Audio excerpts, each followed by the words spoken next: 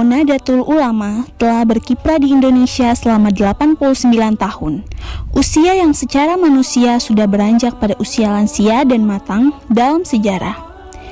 Sejarah mencatat bahwa kemunculan NU merupakan jawaban dari beberapa peristiwa yang ada di era tahun 20-an. Selain didirikan sebagai organisasi sosial keagamaan, dalam perjalanannya tidak dapat dilupakan bahwa NU juga banyak terlibat dalam perjuangan kemerdekaan Indonesia. NU dalam panggung politik dengan berbagai macam pengalaman dan sejarah berlangsung mulai dari pra-kemerdekaan, Orde Lama, Orde Baru, Reformasi sampai pada masa ini.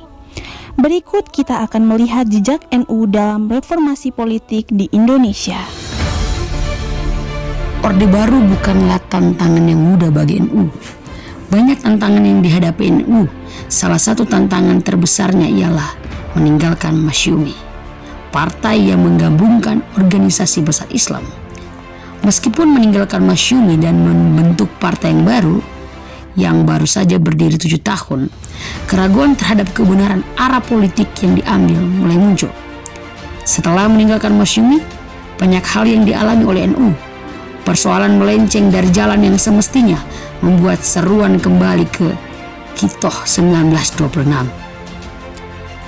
Hitoh 1926 terus dikumandangkan mulai dari Muktamar ke-22 di Jakarta Desember 1959, Rapat Pengurus Partai Agustus 1968, Muktamar ke-25 di Surabaya. Sebut saja Kiai Akyat Kalimi atau juru bicara cabang Mojokerto, Kiai Bisri Syensuri. Mereka berdua adalah dua tokoh yang terus mengumandangkan kembali ke Hitoh 1926. Selain dua tokoh NU ini, ada beberapa kelompok yang menyuruhkan untuk NU tidak lagi berpolitik atau anti politik. Hal ini sangat terlihat pada Muktamar ke-26. Tikus-tikus yang disebut politikus harus meninggalkan kepemimpinan NU sekarang juga. Hal tersebut merupakan sebuah kalimat yang dilontarkan oleh seorang wakil NU dari Sumatera Barat. Dari sini bisa kita lihat bahwa banyak pihak yang kecewa dengan NU karena tindakannya yang melenceng. Banyak dari para pemimpin NU yang melakukan politik praktis sampai melupakan tugas dan tanggung jawabnya dalam dunia pendidikan dan sosial. Kiai Bisri Syensuri juga memberikan catatan yang sama bahwa NU harus memisahkan antara cabang politik dan pendidikan sosial karena perannya di pendidikan dan sosial mulai memudar. Sedangkan kelompok generasi muda tradisionalis seperti Abdurrahman Wahid dan juga Fahmi Saifuddin mengumandangkan kembali ke Hitoh 1926, namun tidak harus keluar dari panggung politik secara total. Seruan untuk tetap berpolitik namun tetap kembali ke Hitoh 1926 bukanlah sebuah seruan tanpa alasan. Ada beberapa faktor yang membuat NU harus tetap berada di panggung politik dan bersuara. Salah satu faktornya ialah tekanan yang diderita oleh para pegawai negeri atau para pengusaha yang tergantung pada administrasi untuk mendapatkan bagian tender pekerjaan umum. Melihat perdebatan yang begitu sengit tentang dua pembahasan utama, yakni politik dan pendidikan serta sosial, maka Muktamar ke-26 mengeluarkan ajakan untuk kembali kepada pendidikan dan sosial keagamaan dan secara resmi menegaskan supremasi para ulama. Meskipun begitu, NU belum terlepas dari tantangannya dalam politik praktis yang salah. Karena ternyata keterlibatan NU dalam politik praktis tidak terlepas dari para pemimpinnya.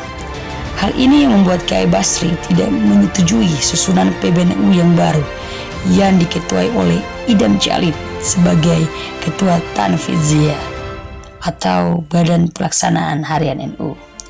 Bukan hanya Kiai Basri, Kiai Asad dari Situbondo dan beberapa aktivis NU seperti Imron Rosyadi, Saifuddin Suri juga sangat kecewa dengan hasil susunan PBNU yang baru itu. Bahkan beberapa calon ketua Tanfidziyah juga sampai meninggalkan NU, yakni Ahmad Said Ju atau anak angkat K.H. Wahab Hasbullah dan saingan Idam. Ada beberapa faktor yang membuat Idam Chalid menjadi ketua PBNU yang baru. Menurut Mitsuo Nakamura, kemenangan Idam Chalid karena sikap rendah hatinya dalam menanggapi kritik-kritik yang dilontarkan oleh wakil-wakil daerah dan para ulama. Namun, hal ini berbanding terbalik dengan yang dikatakan oleh Sidney Jones bahwa Idam Chalid menempuh jalur yang licik. Jutaan rupiah dikucurkan, tekanan-tekanan dilakukan oleh anggota-anggota OPSUS terhadap para wakil cabang yang mengikuti muktamar. Selain itu, Idam Chalid juga mendapat dukungan dari luar Jawa, yakni daerah asalnya Kalimantan. Dukungan ini pun didapat dengan cara-cara yang tidak benar, yakni memberikan jabatan dalam beberapa perubahan struktur di cabang-cabang luar Jawa untuk menempatkan para pendukungnya. Ini sangat jelas dan akurat seperti yang dinyatakan oleh Kiai Bisri bahwa ada orang-orang PBNU yang nakalan atau curang. Dikehendaki hanyalah lancarnya politiknya saja, tidak mengingat isi politiknya itu. Aku dipolitiki. Setiap aku ajak rapat, selalu ada alasan untuk menunda. Jika aku di Jakarta, mereka sama-sama menyembunyikan diri. Tetapi jika aku berada di Jombang, mereka mengadakan rapat sendiri tanpa aku. Tantangan yang dihadapi NU pada masa Orde Baru nampaknya ketika Rais Am Kiai Bisri, pemimpin mereka, meninggal dunia pada 25 April 1980. NU banyak mengalami persoalan, di mana oposisi NU waktu itu jatuh ke tangan orang-orang yang radikal. Dalam upaya menangani radikalisme di sekitar NU, Kiai Ahmad Siddiq, seorang Kiai cendekia dari Jember, Jawa Timur, menerbitkan gagasan utamanya terkait pentingnya pengembalian kekuasaan organisasi ke tangan para ulama, dengan menganjurkan pentingnya kembali ke kita para pendiri Nahdlatul Ulama tahun 1926, dengan menegaskan beberapa poin pentingnya kita. 1. Makin jauhnya jarak waktu antara generasi pendiri dan generasi penerus.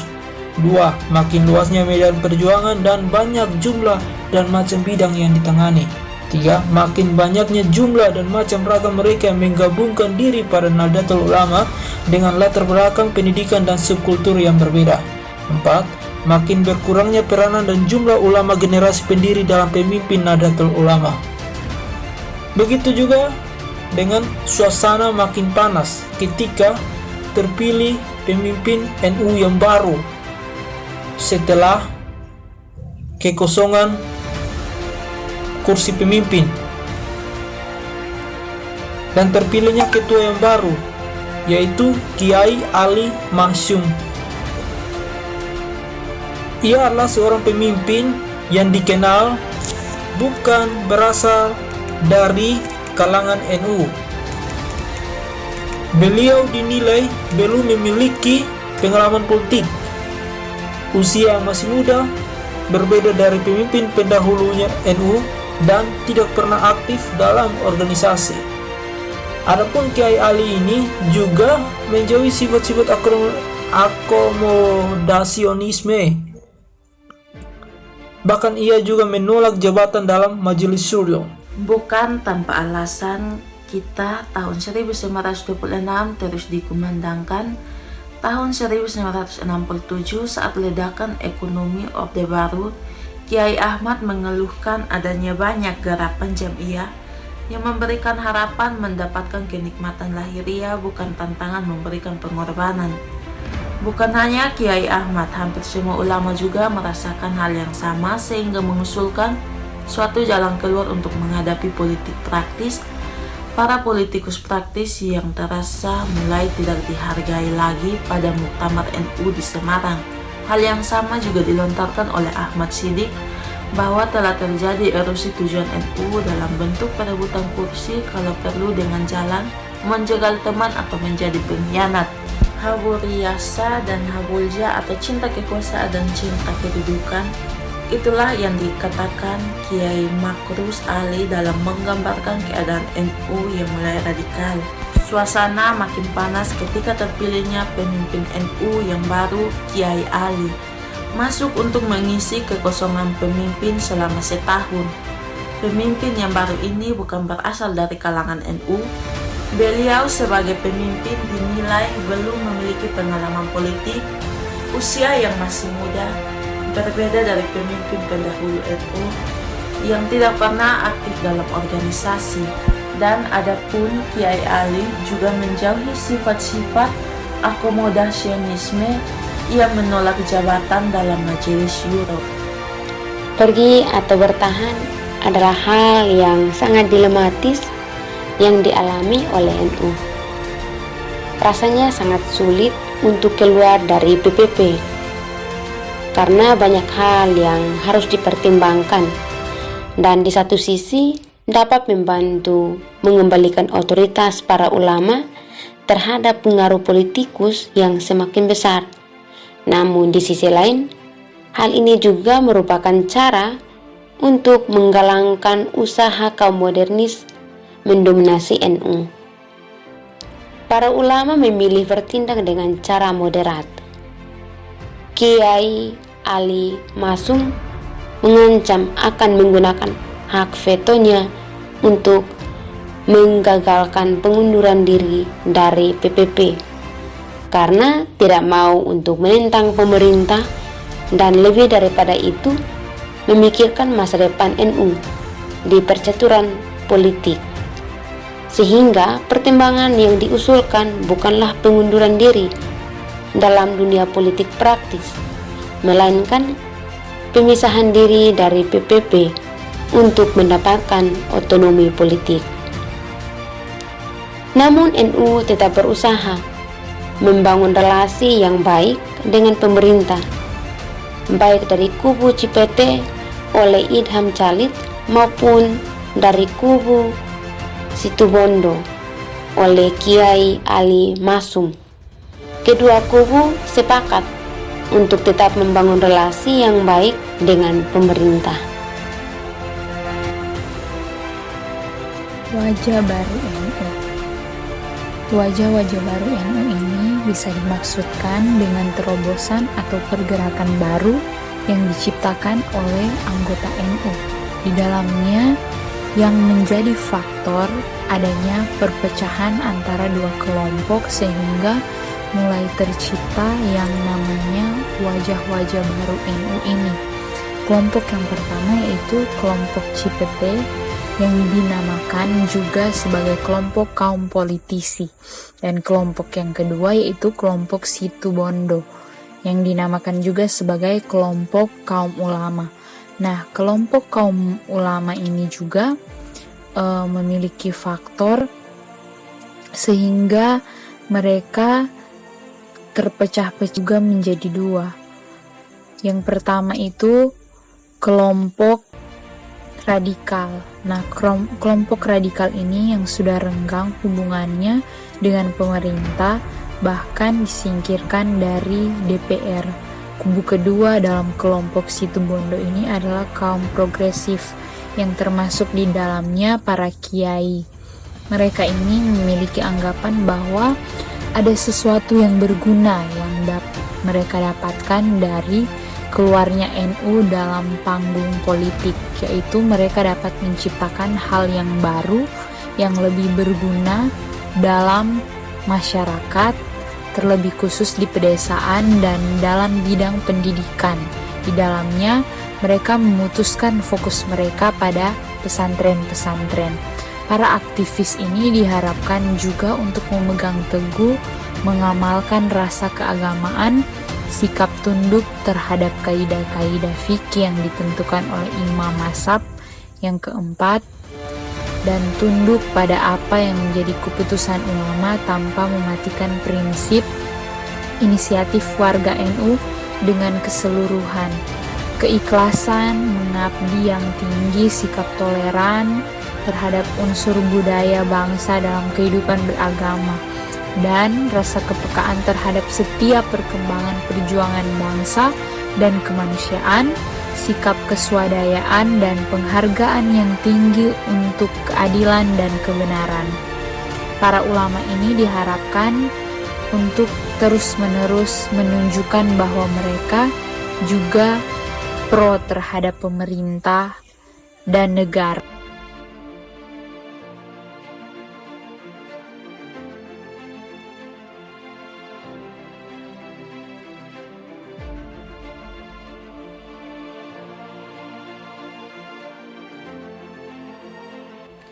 Tadi kelompok sudah membahas mengenai NU dan reformasi politik Indonesia. Kesimpulan yang bisa kita ambil dari pembahasan ini yaitu dalam perjalanan NU terlibat dalam partai politik dan bergabung dalam politik praktis. Terjadinya persaingan dalam politik menjadikan dan mendorong NU untuk menjadi semakin radikal. Saat masuk dalam dunia politik, NU tidak menjalankan sesuai misinya, yaitu urusan sosial keagamaan, dan NU lebih mementingkan pada urusan pribadi di politik. Dari hal itulah beberapa orang yang bergabung di NU menginginkan agar NU kembali ke Kitab 1926, agar dapat menjadikan NU sebagai organisasi keagamaan. Namun seiring berjalannya waktu, banyak hal yang berubah yang dihadapi oleh NU, yaitu NU keluar dari P3, yaitu Partai Persatuan Pembangunan. Lalu adanya perpecahan menjadi dua kubu, yaitu antara Cipete pada kaum politis dan juga Situbondo pada kaum ulama. Ini merupakan dinamika yang ada dalam tubuh NU. Meskipun terpecah menjadi dua, namun kedua kubu ini sepakat bahwa tetap bersinar dan akan menjalankan tugas serta fungsinya yang selaras dengan Kitab 1926. Di panggung politik adalah hal yang harus tetap dilakukan, karena dengan berada di panggung politik, NU bisa tetap berkarya, di mana pemerintah adalah wasit yang memiliki kuasa yang besar.